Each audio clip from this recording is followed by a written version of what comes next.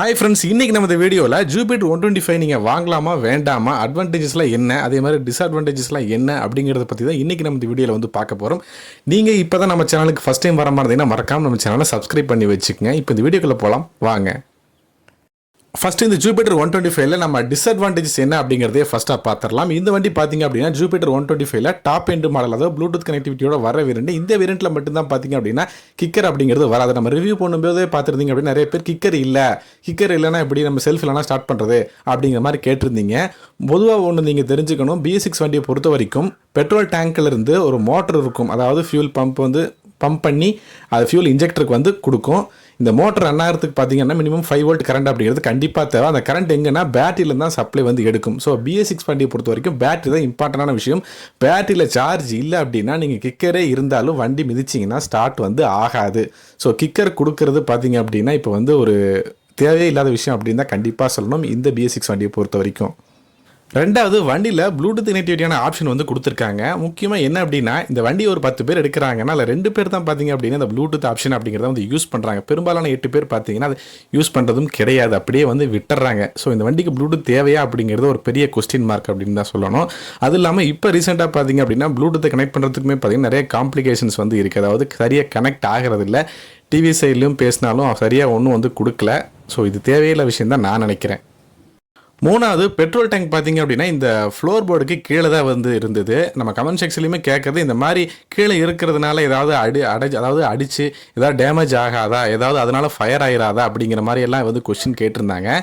ஆனால் என்ன ஸ்ட்ராங்காக தான் வந்து மெட்டீரியல் பார்த்தீங்க அப்படின்னா உள்ளே தான் கொடுத்துருக்காங்க. இல்லை இன்னொரு முக்கியமான விஷயம்னா, எனக்கு தெரிஞ்சு பெரும்பாலும் இந்த மாதிரி இதனால் வந்து கம்ப்ளைண்ட் ஆனது அப்படிங்கிற மாதிரி எந்த கம்ப்ளைண்ட்டும் இல்லை. பட் இருந்தாலும் இந்த ஒரு கம்ப்ளைண்ட்டாக வந்து சொல்கிறாங்க எங்கிட்ட பார்க்குறப்ப. அதே மாதிரி எனக்கு தெரிஞ்ச ஒரே ஒரு விஷயம் தான் இந்த வண்டியில் ஆச்சு. ஒரு சில பேர் வெயிலே நிப்பாட்டி என்னன்னா அந்த டேங்க் இருக்கிற இடத்துல கொஞ்சம் வந்து ஊதுன மாதிரி, அதாவது பெருசாகிடுது அப்படிங்கிற மாதிரி வந்து சொல்லியிருந்தாங்க. அது எனக்கு தெரிஞ்சு 1-2 பேர் தான் சொல்லியிருந்தாங்க. மேக்ஸிமம் யாரும் அந்த மாதிரி சொல்லலை. ஸோ அதை மட்டும் கொஞ்சம் ரெக்டிஃபை பண்ணால் இன்னுமே நல்லாயிருக்கும் அப்படிங்கிற மாதிரி என்னுடைய பர்சனலான ஒரு கருத்து. உங்களுக்கு இந்த மாதிரி ஏற்பட்டுச்சா அப்படிங்கிறத மறக்காமல் கமெண்ட் செக்ஷனில் சொல்லுங்கள். நாலாவது, வண்டி ஒரு 125cc வண்டி. பவர் அப்படின்னு பார்க்குறப்ப 8 PHP ஒரு டீசெண்டான பவர் தான் இந்த வண்டி ப்ரொடியூஸ் பண்ணுது. ஆனால் நீங்கள் என்ன அப்படின்னா, இந்த வண்டியை நீங்கள் ட்ரைவ் பண்ணும்போது அந்த சடன் பிக்கப் அப்படிங்கிறது 125cc ஏற்ற மாதிரி இல்லாமல் கொஞ்சம் கம்மியாக இருக்கிற மாதிரி தான் எனக்கு வந்து ஃபீல் ஆச்சு. அதாவது ஒரு சின்ன லேகிங் வந்து கண்டிப்பாக இந்த வண்டியில் இருக்குது. ஏன்னா இந்த ஜூபிட்டர் 110cc ஓட்டும் போது அந்த நீங்கள் பிக்கப்பை வந்து நீங்கள் ஃபீல் பண்ணுவீங்க. அது ஒரு நல்ல ஒரு சடனான பிக்கப் இருக்கும்.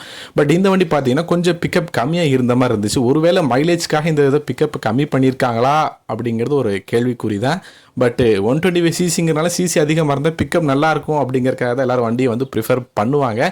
இது எனக்கு என்னமோ கொஞ்சம் கம்மியாக இருந்த மாதிரி இருந்துச்சு. நீங்கள் ஓட்டி பார்த்தப்போ உங்களுக்கு அந்த மாதிரி இருந்துச்சு அப்படிங்கிறதையும் அதையும் மறக்காமல் கமெண்ட் செக்ஷனில் சொல்லுங்கள். எனக்கு என்னமோ கம்மியாக இருந்த மாதிரி தான் வந்து ஃபீல் ஆச்சு. அடுத்தது அட்வான்டேஜ் அப்படின்னு பார்க்குறப்ப அதில் நிறைய விஷயங்களை வந்து சொல்லலாம். அதில் முக்கியமான முதல் விஷயம் பார்த்தீங்க அப்படின்னா, வண்டியோடைய சீட்டிங் கெப்பாசிட்டி, அதாவது அண்டர் சீட் ஸ்டோரேஜை பொறுத்த வரைக்கும் நல்ல ஒரு பெருசாக 2 ஹெல்மெட் வைக்கக்கூடியவங்களுக்கு ஒரு பெரிய ஸ்பேஸ் செட்டப் வந்து கொடுத்துருக்காங்க. உண்மையாலுமே இது ரொம்ப நல்ல விஷயம் அப்படின்னு தான் சொல்லலாம். நிறையா பொருளை வந்து நம்மளால் வந்து கேரி வந்து பண்ண முடியுது.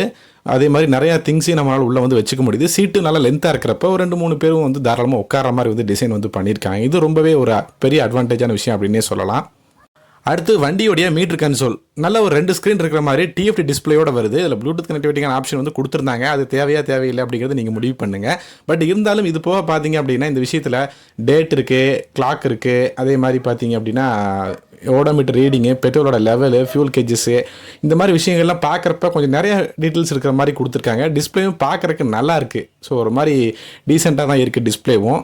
ஸோ அந்த விஷயத்தில் பார்க்குறப்ப இது ஓகே அப்படின்னு தான் எனக்கு வந்து தோணுச்சு. இந்த வண்டிக்கு இது டிஸ்பிளே அப்படிங்கிறது ரொம்ப பெருசு அப்படின்னு தான் சொல்லணும். மூணாவது விஷயம், வண்டியில் வந்து பார்த்தீங்க அப்படின்னா பெட்ரோல் டேங்க் வந்து ஃப்ரண்ட்டில் கொடுத்துருக்காங்க. ஸோ நீங்கள் அடிக்கடி பார்த்தீங்க அப்படின்னா சீட் ஓப்பன் பண்ண வேண்டியதில்லை. அதே மாதிரி பின்னாடி திரும்பி பார்க்க வேண்டியதும் இல்லை. நம்ம பெட்ரோல் அடிக்க போகும்போதுமே பார்த்தீங்க அப்படின்னா ஃப்ரண்ட்டில் அடிக்கிறாங்களா அடிக்கலையா அப்படிங்கிறது ஈஸியாக முன்னாடியே நம்மளால் வந்து பார்த்துக்க முடியும். இதுக்காக வண்டி ஸ்டாண்ட் போட்டு நிப்பாட்டி பெட்ரோல் பேக்கில் திறந்து அதே மாதிரி பெட்ரோல் பேக்கில் பார்த்தும் அந்த மாதிரி விஷயம் வந்து அவசியம் இருக்காது. அட்வான்டேஜான விஷயம் பார்க்குறப்ப ஹெட்லாம்ப்பு, அதே மாதிரி DRL இதெல்லாம் எல்இடியில் வருது. ஸோ ரொம்பவே நல்ல விஷயம். நைட் நேரத்தில் ஒரு நல்ல ஒரு பிரைட்டான விசிபிலிட்டிஸ் அப்படிங்கிறது கண்டிப்பாக இருக்கும். ஏன்னா இன்னுமே சில ஸ்கூட்டர்லாம் பார்த்தீங்க அப்படின்னா ஹாலஜன் பல்ப் தான் இன்ன வரைக்கும் வந்து வந்துட்டுருக்கு. ஸோ அப்படி பார்க்குறப்ப இந்த 125cc எல்இடி கொடுத்துருக்கிறது ஒரு நைட்டில் ஒரு நல்ல ஒரு பிரைட்டான விசிபிலிட்டிஸ் அப்படிங்கிறது ரொம்பவே நல்லாயிருக்கும். இது போக பார்த்தீங்க அப்படின்னா side stand engine cut off feature இருக்குது. இன்டெலிகோ அப்படின்னு ஒரு ஆப்ஷன் கொடுத்துருப்பாங்க. அதாவது டிராஃபிக்கில் 10 செகண்டுக்கு நின்னோம் அப்படின்னா ஆட்டோமேட்டிக்காக ஆஃப் ஆகிடும். திரும்பவும் உங்களுக்கு பிரேக் லிவர் பிடிச்சி எக்ஸெட்ரா கொடுத்தீங்கன்னா ஆட்டோமேட்டிக்காக ஸ்டார்ட் ஆகிடும். ஃப்ரண்ட்டில் ஒரு டிஸ்க் பிரேக் செட்டப் வருது, 2 டயருமே டியூப்லெஸ் டயர் தான். அதே மாதிரி இந்த பில்லியன் ரெஸ்ட் சீட்டோட வருது இந்த ஹையர் எண்ட் வேரியண்ட்டை பொறுத்த வரைக்கும். அப்படிலாம் பார்க்குறப்போ ஒரு சில விஷயங்கள் வந்து பார்க்குறக்கு நல்லாயிருக்கு. ஸ்கூட்டரோட டிசைனுமே பார்த்தீங்கன்னா நல்லா அப்பியரன்ஸ் வைஸ் உங்களுக்கு பார்க்குறதுக்கு ஒரு நீட்டான ஸ்கூட்டராக தான் வந்து டிசைன் பண்ணியிருக்காங்க. ஸோ இப்போது இந்த அட்வான்டேஜஸ் எல்லாம் பார்த்துருப்பீங்க, அதே மாதிரி டிஸ்அட்வான்டேஜஸும் பார்த்துருப்பீங்க. நீங்கள் முடிவு பண்ணுங்கள், இந்த வண்டி நீங்கள் எடுக்கலாமா இல்லை வேண்டாமா அப்படிங்கிறத கமெண்ட் செக்ஷனில் மறக்காமல் சொல்லுங்கள். இந்த வீடியோ உங்களுக்கு பிடிச்சிருந்ததுன்னா மறக்காமல் ஒரு லைக் பண்ண மறந்துடாதீங்க. தேங்க்ஸ் ஃபார் வாட்சிங் தி வீடியோ ஃப்ரெண்ட்ஸ்.